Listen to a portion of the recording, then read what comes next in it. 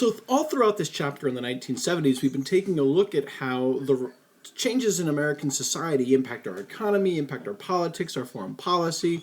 And today what we're going to take a look at is how these changes are going to impact several different groups of Americans, just so that we can see and kind of expand our study of the groups of Americans that are pushing for their own rights and for their own changes. And one of those changes in the 1970s has to do with the fact that there's still racial tension left over from the 1960s. Remember, it's not long ago that we were talking about 1968 as this kind of year when we have all of these many different racial riots going on around the cities. And really, it's not even until 1969, if you remember, when we talked about York having its own race riots. So it's still a time of serious kind of anger and frustration and debate and tension between the races. Martin Luther King wasn't assassinated until 1968. So really what we're looking at here, what we have to try and remember is that there's still changes that have to be made because racial tension will still remain. Now, we know from what we've studied in the past that with Brown versus the Board of Education in 1954, schools were not permitted to be segregated. And we know that the Supreme Court has also said that those schools had to be desegregated with all deliberate speed. And we know that that was vague, fuzzy wording so that there would be schools that wouldn't really have to do anything at all to desegregate for 10 years. But the problem continues to persist, not because schools necessarily are designing school districts that in fact are segregated, but because of de facto segregation. Now take a look. I'm getting my head and my elephant out of the way here. Here's a little map of New York City that you're looking at. And on this map of New York City, this is from 2010. And what you can see here, just by looking at this, is that most immigrants still, even in 2010, and most ethnic minorities still in 2010, live in self-segregated or de facto segregated communities. And we've talked about this again and again and again, that these communities, while they might be all one thing or all the other, whether it's Mexican immigrants, whether it's Korean immigrants in Queens, whether it's Caribbean immigrants in Jamaica, whatever, or in South Jamaica over here, it doesn't matter. Chinese immigrants in Little Chinatown, or Chinatown rather, in Little Italy, of course, for Italian immigrants. The point I'm making is that America is still, urban-wise, in its cities, and really even in its suburbs, still very much segregated for a variety of reasons. Remember, we talked about poverty keeping people in cities. We talked about limited job opportunities in cities. These are all things that can keep people segregated.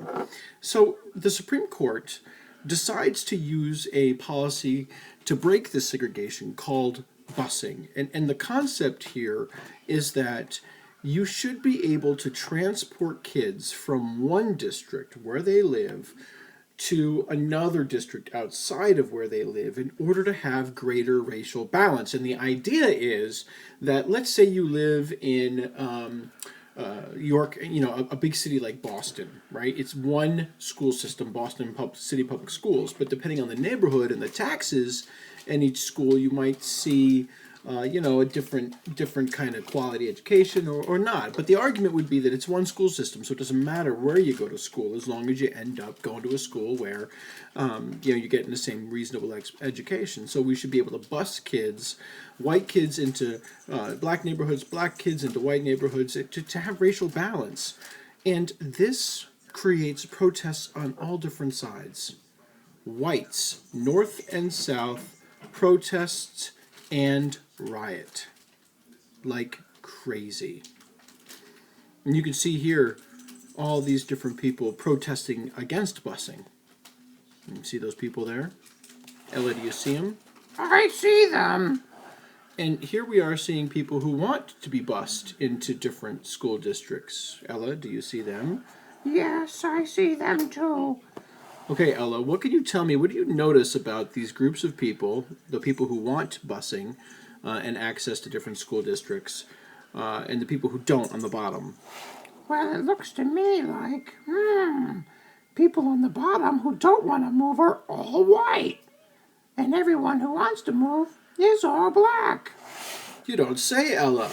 I know. Yeah, as a matter of fact, you're right. What you end up seeing here, Ella, quite clearly, is that African Americans in their neighborhoods, which we know are impoverished during the 1970s, 60s, and 50s, are looking for ways out of those neighborhoods, and education would be that way. And whites looking to maintain their privilege and their power do not want to move. They do not want an inferior education or an education in a different school. And this works its way all the way to the Supreme Court. And what we see in a Supreme Court case called Milken versus Bradley, it says that you can only bus kids across district lines if a district was designed to actually segregate. Otherwise, you can't do it. And when this does happen, lots of white parents take their kids out of schools and they begin something known as white flight. And we'll do some more with that in class tomorrow, that concept of white flight. So don't worry about that right now. Another idea in the 1970s that was there that came about in order to help us with these issues of lingering racism was affirmative action. And the idea here is that we know, when we've been studying all of this, that some people have a worse off starting position in real life. And we did an activity on this in class when we were throwing paper balls. When everyone gets a paper ball, you have to put it into the basket, but not everyone gets the same starting spot. And we know that, and we agree that as we've studied this, that people who are born in certain races, in certain places, with certain class backgrounds, have different chances at success, as unfair as that is. Well, affirmative action is designed to kind of offset that a little bit. It's an active effort to improve the lives of people, the employment of people, the educational opportunities of people, particularly minorities and women. And at first it was this issue of recruiting African Americans for jobs to try and give them a stronger economic foundation to help lift them in their own neighborhoods up out of poverty.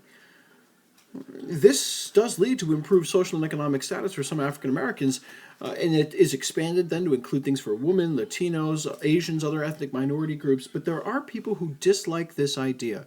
Whites are among them, of course. In part, this idea of a quota saying, if I have two candidates for a job, and one of them is better than the other, and it's a white candidate, are you telling me I can't hire that white guy even though he's better than the black guy at the job? Why is that? Carry this over into admissions. Supreme Court has been hearing arguments recently about colleges and universities that want to have a diverse student body to give people a diverse experience so that people can understand the backgrounds of others before they become an adult. Well, to do that, you have to have a diverse student body. So some colleges and universities will use some preferential treatment for women and minorities to make sure their campus is diverse. And some people don't like this. It goes all the way to the Supreme Court, and the Supreme Court does say that schools cannot use fixed quotas. You can't say you have to have so many women, so many black kids, so many Italian kids, so many Hispanic kids, so many Chinese kids. You can't do that, but if you want to have a preference for a certain person, then you can do that. There's a reason for that. And so we're going to see that kind of that anger and that frustration kind of overflow at different times. And here's an interesting argument that I think is worth it. Even if you disagree with affirmative action, what's your plan to guarantee a level playing field? If we know that the playing field is not level to start, and we know it isn't, then what do we do? How do we handle it? And that question of how do we handle an uneven playing field is not just limited to the issues of affirmative action and busing. It also takes place in dealing with some other groups of people that we've talked about before too, like Native Americans, who we know by the 1970s are amongst the poorest ethnic groups in our nation. And this slide shows you that finally in the late 1960s, early 1970s, a number of movements are begun so that Native Americans can finally regain some of what they had lost. Remember, we had talked about in the 1950s a policy put into place by Eisenhower called the termination policy, where it removed Native Americans from their own homelands and forced them to live in cities and give up their culture. And we know that their life as a result, as you can say right here, was absolutely terrible. And Americans begin to listen to this. The Civil Rights Act for Indians was passed in 1968. It actually gives finally legal protection to Native Americans on their reservations and recognizes their tribal courts. But change comes too slowly for some of these people. And even as change comes too slowly, we'll see other people begin to push for, in this case, armed resistance. This is at a small little area in the Ogallala Sioux Indian Reservation called Wounded Knee. And here what you see is a group called the American Indian Movement, and that's going to be your word to put down on your slip of paper for tomorrow, the American Indian Movement. And they occupy this little tiny town on the Sioux Reservation in South Dakota called Wounded Knee, and they hold it for 71 days. It's an armed standoff, and they're U.S. Marshals and the FBI are firing at the Native Americans. The Native Americans are fighting back, and it's in protest to the unfair treatment and the inability of America's government to honor tribal treaties that have been made across the country with different Native Americans. This kind of protest group, the American Indian Movement, uses this protest, uses violence to gain their rights, and they're successful. They are successful. This victory is built on until 1987. The pressure is maintained until the Supreme Court finally says again Native Americans can have more economic control over their own territories, not just governmental control, and that states can't get in the way. And this is going to be the beginning of a chance for Native Americans to begin to build their own infrastructure economically on their reservations, which is going to be a huge change. So there's another example, if you will, of how society will change, not just for African Americans, but for Native Americans who begin to see their situation improve. Yeah, a third group besides African Americans and Native Americans that we really haven't talked about before that also start to see their society making changes for them and them making changes to society in the late 1960s and 1970s are Americans with disabilities. And they begin to organize for change in the 60s, and it is a long, long, long movement. It takes 30 years almost for Americans with disabilities to get guaranteed civil rights. And it's so interesting how much your generation takes for granted equal access to everything for people with disabilities. And it's not even everything, but it's so much more than what it used to be. Curb cutouts, elevators, ramps, closed captioning, all kinds of, so many things. There's just a million and one things that are out there. Braille on signs in ATM machines. All of these things, they didn't exist prior to 1990. And I know that's hard for people to imagine that like, you know, what about a guy who with a wheelchair? Well, what happens if he wants to go see his congressperson? Well, if his congressperson is inside a building with only stairs, like, I don't know, the Capitol building in Washington, D.C., that guy in the wheelchair has to get up those stairs somehow. There was no elevator into Congress. There's no ramp into Congress before 1990. You literally wouldn't be able to make it unless you crawled up the steps. And so it takes a long time for Americans with disabilities. And we'll talk more about this in class because it's just so hard for Americans to realize what it's like to be disabled. And I think I appreciate that more now than ever thanks to these hearing aids, these kinds of things that, these kinds of technologies that help people overcome their disabilities, whether it's hearing loss like mine or whether it's some other kind of physical disability that they have. So again, we'll do more with this tomorrow in class, but I want you to realize that even equal civil rights were not guaranteed for this, this group of people either. The last big social change of the 1970s actually is kind of surrounds not just a small group of people, but all of these groups that we've already talked about and many, many more. Because what we're going to see finally emerge in the 1970s is the beginnings of the modern environmental movement and concerns over nuclear energy. Nuclear energy, doesn't that stuff make you have like 6 heads? Well, it can be a little bit dangerous, Ella, but we'll take a look at what that means. So this environmental movement that starts in the 1960s and 70s, how does it get its start? It gets its start with this thing right down here that I'm going to be highlighting my cursor on. This stuff is getting sprayed out of a bin, and it's whoosh, it's a powder, and it gets sprayed onto the crops. And in the 1940s and 50s and 60s, this stuff was sprayed everywhere, man. You would see it sprayed on kids at the pool who happened to be at the community pool, and they were spraying the grass. You would see kids, using it at their homes. My father used this stuff in the 1980s. I had no idea this, but he had a gigantic bag of this stuff that he had laying around from the 1970s because it never went bad. And he would have me scoop out handfuls of it and sprinkle it on the yard. It's a pesticide.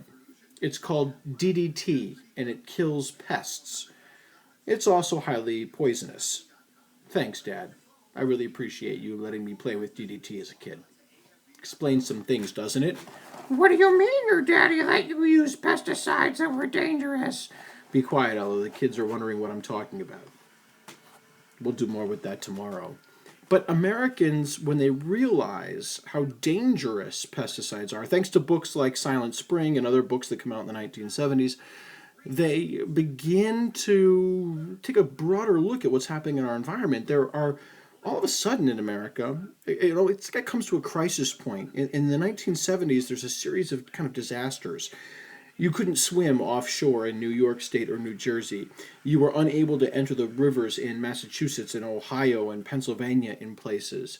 The Bay in Maryland had become uninhabitable for lots of different creatures. Large fish kills were happening. And we begin to realize these environmental disasters are going to be a problem.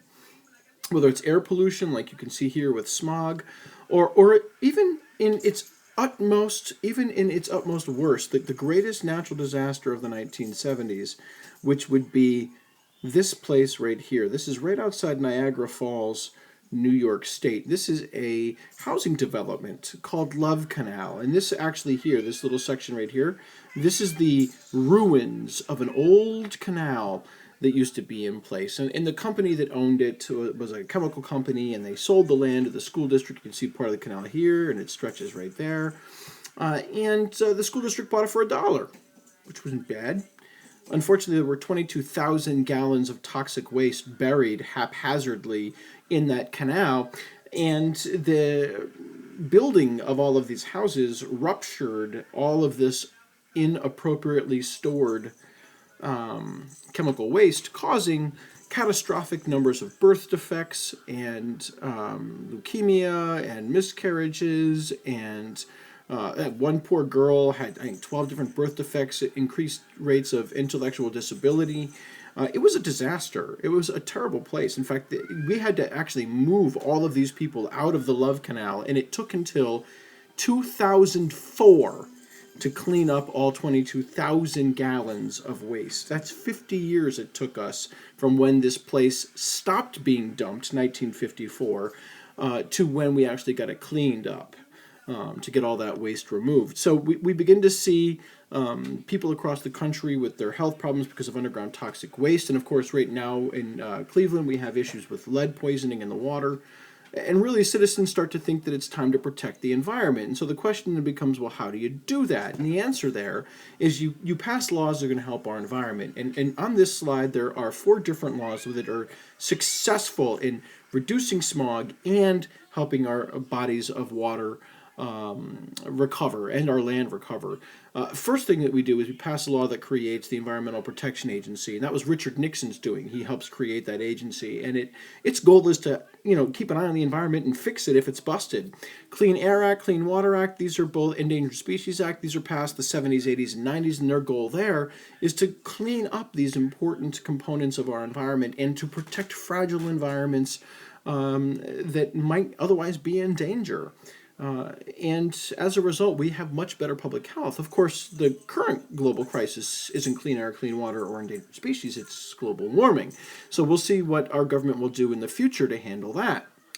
The last big thing I want to take a look at here right now would be nuclear energy. And a lot of people in the 1960s and 70s said nuclear energy is the way to go, man. It does not give air pollution. It's not a fossil fuel. It's cleaner. It's less expensive. The problem, of course, is what happens if it breaks, right? What happens if, when we are looking at this nuclear energy, something goes wrong, and then there is a disaster at the facility, and everyone ends up being poisoned with nuclear waste. And that's exactly what happened with 3 Mile Island reactor number 2.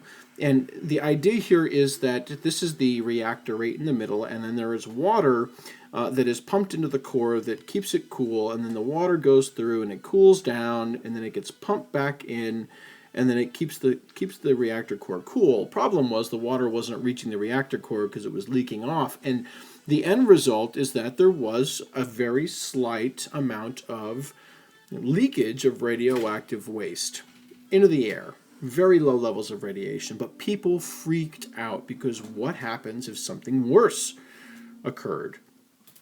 The residents were evacuated. That's why we have air silence where we teach right now. Obviously, 3 Mile Island is like 10 miles away, from where we are.